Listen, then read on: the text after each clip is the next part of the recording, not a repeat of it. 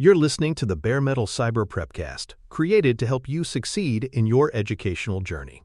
Learn more at baremetalcyber.com, where additional prepcasts, books, and training materials await. Let's get started. Metrics selection is not about tracking everything that can be measured, but about choosing a disciplined, decision-ready set of measures that actually help people act. The orientation here is that different audiences need different lenses. What informs a delivery team may not be what a sponsor or regulator needs to see.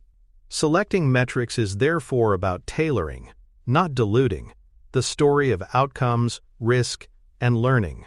Vanity counts like number of tasks completed or hours logged may look tidy, but provide no insight into whether value was delivered or risks reduced.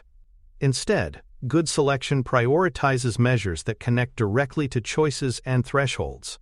By choosing measures carefully, teams preserve clarity, reduce noise, and maintain trust.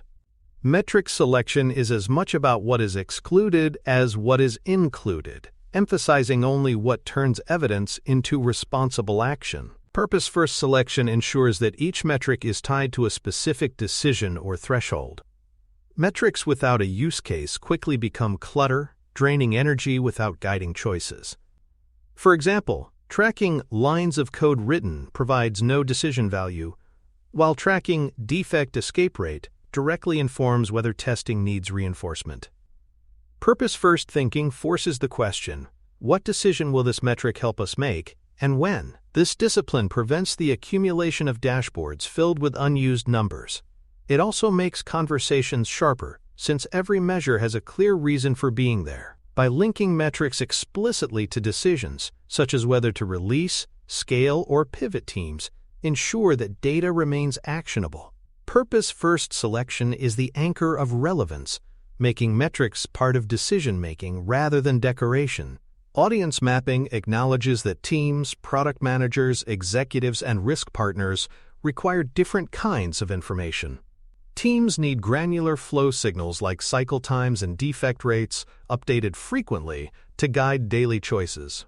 Product managers benefit from adoption, satisfaction, and retention metrics that link features to outcomes. Executives prefer aggregated measures of strategic alignment, business impact, and risk posture, often at slower cadence. Risk audiences, such as compliance officers, prioritize error budgets, audit evidence, and obligation fulfillment. Mapping these distinctions prevents a one-size-fits-all dashboard that serves no one well. For example, a developer may need error logs within minutes, while a board member requires quarterly trends. Audience mapping tunes detail, cadence, and framing so that each group sees exactly what it needs. No more, no less. Outcome over output is a guiding principle of responsible metrics.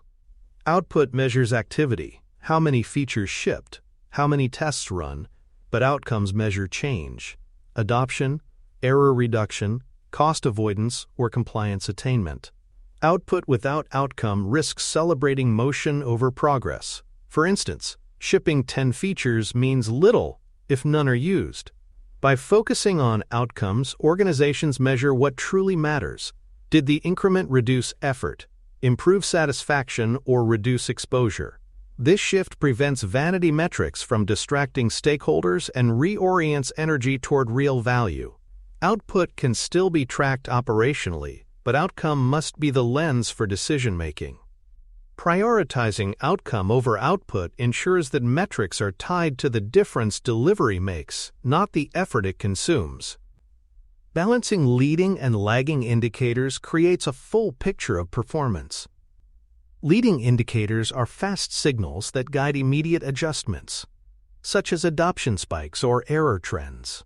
Lagging indicators validate durable impact, such as retention, revenue growth, or reduced incident rates. Focusing only on leading signals risks premature conclusions, while relying solely on lagging ones delays learning until it is costly to act.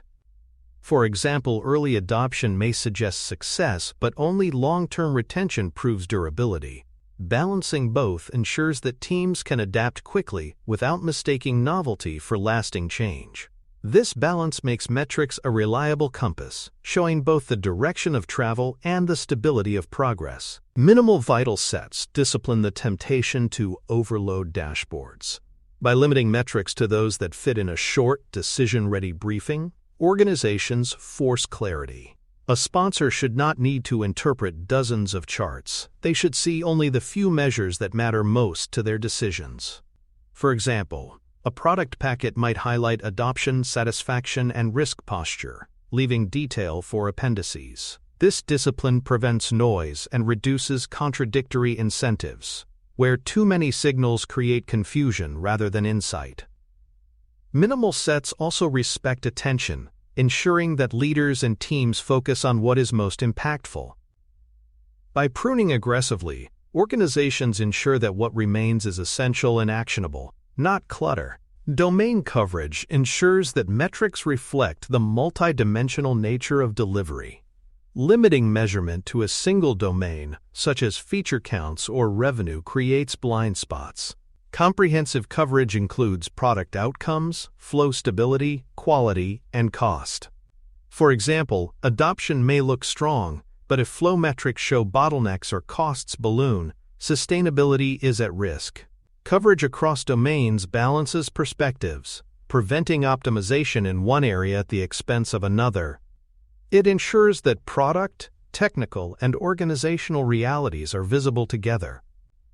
By structuring metrics to cover these domains consistently, organizations align their view of performance with the complexity of the system. This approach avoids tunnel vision and maintains balance across outcomes, reliability, and efficiency. Distribution-aware measures avoid the distortion of single averages. Averages conceal variability, especially at the tails where risks often concentrate. For example, an average response time of 2 seconds may seem fine, but if 10% of users experience delays of 10 seconds, the average hides critical pain. Distribution-aware reporting uses percentiles, ranges, and histograms to present real experience. It highlights not just the middle but the extremes, making inequality of experience visible. This transparency ensures that decisions account for all users, not just the majority. By preferring distributions, organizations strengthen honesty in communication and protect against misinterpretation. This approach acknowledges that variability matters, especially when tails represent vulnerable or high-value groups. Comparability design standardizes definitions and scopes so that results are interpretable across teams. Without this discipline, organizations face the confusion of each group using the same term differently. For example, one team may define cycle time as start to finish, while another defines it as coding only. Comparability requires agreed definitions, documented formulas, and clear scopes. This does not mean forcing uniformity everywhere, but shared measures must mean the same thing. Comparability also enables aggregation, allowing product or executive summaries to trace back to consistent team-level data. By designing comparability, organizations avoid false precision and ensure that metrics tell a coherent story across levels. Time horizon fit ensures that metrics are reviewed at intervals appropriate to how quickly the phenomenon changes. Some metrics, like error counts or throughput, may need daily or even hourly review. Others, like retention or compliance attainment, shift slowly and suit quarterly review. Misalignment creates either noise or neglect. Too frequent review wastes energy. Too infrequent review delays action. For example, reviewing quarterly satisfaction scores weekly adds no value, while reviewing defect escape rates quarterly risks late detection. Fitting horizon to behavior ensures that metrics are timely and proportional. This alignment preserves attention while ensuring responsiveness, making metrics neither overwhelming nor irrelevant. Data quality and cost considerations weigh the burden of collecting a metric against the decision value it provides. Some metrics require heavy instrumentation, manual review, or large storage costs. If the decision value is low, the cost outweighs the benefit. For example, collecting detailed clickstream data may be expensive, but if it adds little beyond adoption metrics, it may not be justified. Quality also matters. If data pipelines are incomplete or definitions shift, conclusions are unreliable. By considering both cost and quality, organizations avoid over-engineering their metrics. They focus on measures that are accurate enough, timely enough, and valuable enough to justify their collection effort. Ethical and privacy constraints protect trust by limiting granularity, masking identifiers, and justifying necessity. Metrics must not collect more than is required, nor expose personal information unnecessarily. For example, adoption can be measured without storing identifiable user logs indefinitely. Privacy protections also reinforce compliance with regulations, ensuring that metrics do not create legal or reputational risk. By embedding ethics into selection, organizations prove that data use respects rights as well as business needs.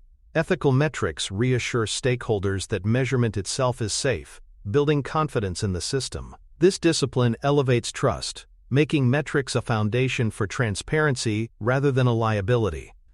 Non-functional inclusion reminds organizations that metrics must cover qualities like reliability, accessibility, and security when they materially affect mission or risk.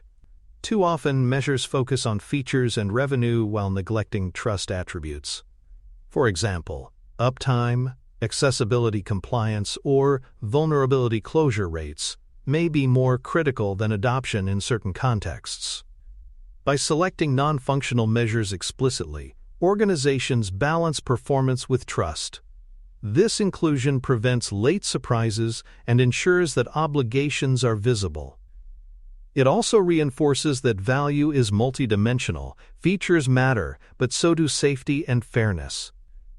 Including non-functional metrics makes the system accountable not only for what it delivers, but also for how responsibly it performs. Risk and early warning indicators make assumptions and exposure visible before failures occur. These may include monitoring error budgets, dependency health, or leading signals like rising defect trends. By embedding early warning measures, organizations prevent complacency and respond proportionately before thresholds are breached. For example, tracking error budgets may signal when system stability is eroding, prompting safeguards before outages occur. Early indicators shift risk management from reactive firefighting to proactive stewardship. By selecting them deliberately, organizations reduce surprise and maintain trust. This practice reinforces that good metrics are not only about validating success, but also about preventing failure. Anti-pattern detection ensures that poor metrics practices are rejected before they distort reality. Vanity metrics, like feature counts or hours worked, inflate progress without proving outcomes.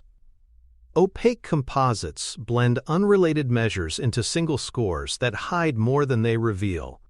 Stale or shifting definitions undermine credibility, as stakeholders cannot compare results across time. By naming and rejecting these anti-patterns, organizations protect the integrity of their metrics. This discipline ensures that measures remain transparent, relevant, and trustworthy. Anti-pattern detection reinforces that metrics are tools for decision-making, not decoration. For more cyber-related content and books, please check out cyberauthor.me. Also, there are other prepcasts on cybersecurity and more at baremetalcyber.com. A metric dictionary is the foundation of clarity and accountability in measurement. This dictionary captures every chosen metric with a steward, definition, formula, and effective date. Without it, definitions drift and comparability erodes, leaving stakeholders to argue over what numbers mean instead of what actions they require. For example, customer churn must be defined explicitly, whether it includes only paying customers, trial accounts, or both. The dictionary also documents version history, so analysts can trace which logic applied at any point in time. Assigning ownership makes responsibility clear. Someone is accountable for reviewing quality, publishing updates, and answering interpretation questions. The metric dictionary transforms a loose collection of numbers into a managed system of evidence. It creates transparency, ensures consistency across audiences, and makes metrics defensible in audits or strategic reviews. Audience-specific packets present metrics in formats and cadences tailored to different groups. Teams require near real-time signals on flow, defects, and delivery health. Product managers benefit from outcome measures like adoption, retention, and user satisfaction. Executives need synthesized packets that highlight strategic impact, financial alignment, and systemic risk. Risk and compliance audiences require traceable evidence of obligations met. These packets are not different truths, but different lenses on the same foundation. For example, cycle time distributions may be shown to teams daily, rolled into throughput summaries for product owners, and summarized into stability indicators for executives. Audience-specific packets prevent information overload by giving each group only what they need to make decisions. They respect attention, reduce misinterpretation, and ensure that metrics remain relevant, contextual, and actionable at every level of the organization. Narrative pairing ensures that metrics are interpreted responsibly rather than taken out of context. Every number or trend must be accompanied by plain language explanations of scope, uncertainty, and implications. For example, average response time improved should be clarified with percentiles, notes on sample size, and acknowledgement of outliers. Narratives also explain caveats, such as seasonal effects or external influences, that may shape results. Without context, stakeholders can misread signals, drawing incorrect conclusions or overreacting to noise. Narrative pairing protects against such missteps by embedding humility and transparency.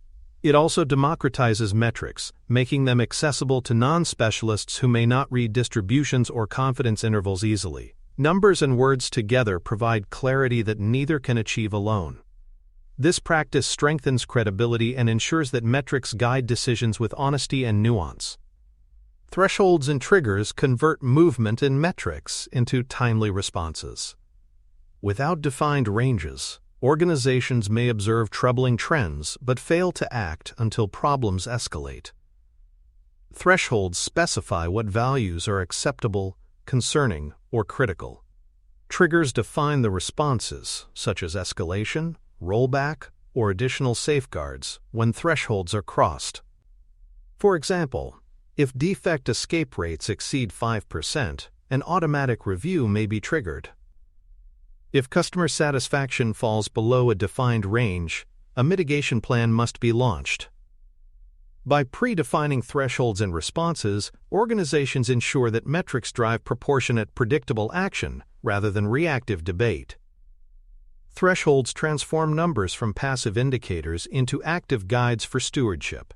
They align decisions with evidence and make accountability visible, reinforcing that metrics exist not to decorate dashboards but to prompt timely, disciplined responses. Review forums embed metrics into recurring discussions where decisions are made. These forums are not status meetings but structured sessions where data drives reordering, risk responses, or confirmatory experiments. For example, a weekly forum may review cycle time distributions and risk indicators, deciding whether to adjust scope or trigger safeguards. Quarterly forums may focus on retention, compliance, and business impact, guiding strategic adjustments. By making forums routine, organizations normalize evidence-based planning. Metrics no longer sit on dashboards awaiting interpretation. They actively shape choices. Forums also provide accountability, as decisions and rationales are recorded alongside the metrics that prompted them. This transparency prevents selective interpretation and strengthens trust. Review forums institutionalize the link between numbers and actions, ensuring that measurement is not academic but operational. Crosswalk mapping connects team-level metrics to product and executive summaries, ensuring that signals remain traceable across layers. Without this mapping, leaders may see synthesized results without understanding how they relate to observable work. For example, an executive packet reporting throughput stability should be traceable back to team cycle time distributions and WIP data. Crosswalks prevent the risk of abstraction, where summaries lose connection to the realities they represent. They also ensure that when anomalies appear at higher levels, teams can identify and address root causes quickly. Crosswalk mapping aligns perspectives, creating a coherent narrative across roles. It reinforces that different audiences see different slices of the same truth, not disconnected versions. By maintaining traceability, organizations protect integrity and prevent metrics from becoming siloed or contradictory. Experimentation metrics expand measurement beyond delivery, throughput, to capture learning velocity. They track how quickly teams generate hypotheses, test them, and validate or discard ideas. For example, hypothesis hit rate may measure how many experiments confirm assumptions versus how many disprove them. These metrics distinguish discovery success from delivery performance, ensuring that exploration is recognized as valuable even when it disproves ideas. Without such measures, organizations risk underestimating the role of experimentation, rewarding only outputs. Experimentation metrics highlight whether teams are learning at a healthy pace and whether new knowledge is translated into better decisions. They complement traditional delivery measures by showing that progress includes both discovery and execution. This balance reinforces agility, where success is defined not only by what is delivered, but also by what is learned. Inclusion and equity measures ensure that outcomes are fair and representative. Metrics should track participation, access, and disparate impacts across user groups, employees, or regions. For example, adoption may be high overall but low among users with accessibility needs, signaling inequity. By selecting measures that make disparities visible, organizations ensure that decisions serve all affected groups. Equity metrics also reinforce ethical obligations, showing that value delivery is not achieved at the expense of marginalized voices. These measures may include accessibility compliance, demographic breakdowns of satisfaction, or fairness in algorithmic decisions. By embedding inclusion and equity, organizations hold themselves accountable for outcomes that are not only effective, but also just. This expands the definition of success, aligning metrics with long-term trust and legitimacy. Compliance measures select defensible evidence that satisfies regulatory and legal obligations without overwhelming operational focus. These may include traceability links, approvals, and retention trails captured automatically within delivery pipelines. For example, a compliance measure might confirm that audit logs are generated for all sensitive actions, or that approvals are recorded with timestamps. Compliance measures are chosen to demonstrate accountability efficiently, not to create duplicative burdens. By embedding them into normal tools and workflows, organizations ensure that compliance is continuous rather than episodic. This practice reduces the stress of audits and strengthens resilience. Compliance measures remind teams that trustworthy delivery includes legal obligations as outcomes in their own right.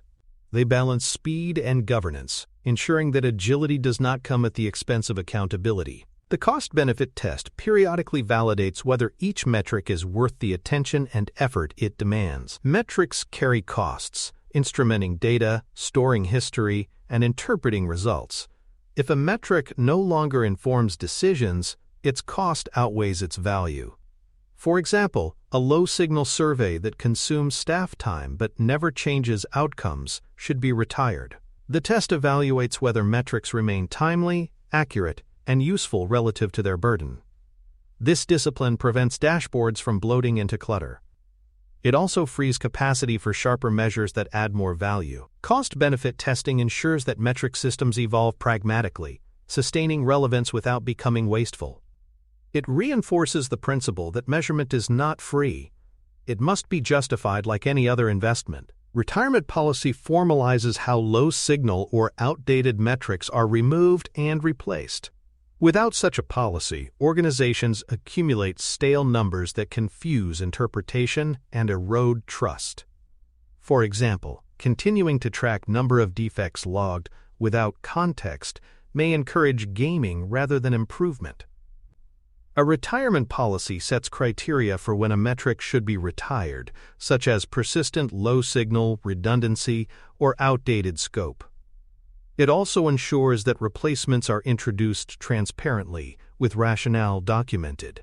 By pruning regularly, organizations keep metrics lean, relevant, and aligned with current strategy. Retirement demonstrates that metrics are living tools, not static relics. This discipline sustains clarity and trust, ensuring that numbers remain meaningful and actionable over time. Pilot and iterate approaches treat new metrics like experiments themselves. Instead of rolling out new measures broadly, they are trialed with limited audiences to see how they affect behavior and decisions. For example, a new engagement score might be tested with one product team for a quarter before being scaled. This approach prevents disruption from unproven metrics and surfaces unintended consequences early. It also allows refinements to definitions or presentation before wide adoption. By treating metrics iteratively, organizations mirror the agile principle of learning through small steps. Pilots reduce risk and improve quality, ensuring that new measures enhance decisions rather than confuse them. Iteration turns metrics into evolving practices, not rigid instruments. Metric literacy onboarding ensures that stakeholders know how to interpret measures responsibly. Training covers reading distributions, understanding caveats, and recognizing Goodhart's law. For example, stakeholders learn why averages can be misleading, how percentiles expose tail pain, and how incentives can distort behavior. Without literacy, even well-chosen metrics are vulnerable to misuse. Onboarding builds a shared culture where numbers are respected but not worshipped, interpreted critically but constructively. It also democratizes evidence, enabling non-specialists to engage meaningfully with data. By investing in literacy, organizations strengthen decision quality across roles. Metrics become not just technical artifacts but shared tools for evidence-based alignment. Success criteria confirm that metric selection improved decision speed, reduced surprises, and aligned actions to outcomes. Evidence of success may include faster pivot decisions, fewer missed risks, or clearer stakeholder confidence. For example, leaders may note that strategy discussions are now grounded in concise, relevant packets rather than sprawling debates over unclear numbers. Teams may see reduced rework because early warning indicators surfaced issues sooner. By defining and validating success criteria, organizations prove that their metric systems deliver tangible improvements. Success confirmation also creates accountability, ensuring that measurement itself is subject to evidence. It reinforces that metrics are not immune from validation. They must earn their place by delivering results. Metrics selection synthesis emphasizes that effective measurement is purpose-driven, audience-tuned, and distribution-aware. Dictionaries, ownership, and comparability maintain clarity. Audience packets and narratives tailor signals for different levels, while thresholds and review forums ensure metrics prompt action. Crosswalks and experimentation measures connect delivery to discovery and strategy. Inclusion, compliance, and retirement practices sustain ethics and relevance. Literacy and pilots ensure responsible use and adaptation. Together, these practices turn metrics from noise into guidance, small, vital sets that reliably inform what happens next. The synthesis is clear. Metrics must not be decorations but instruments of decision, aligning attention and action with outcomes, risks, and learning. Thanks for tuning in to the Bare Metal Cyber Prepcast, your trusted source for cybersecurity news and insights. Remember to subscribe at baremetalcyber.com so you never miss an update. And visit cyberauthor.me for best-selling cybersecurity books that equip you with expert knowledge. Until next time, stay secure and stay vigilant.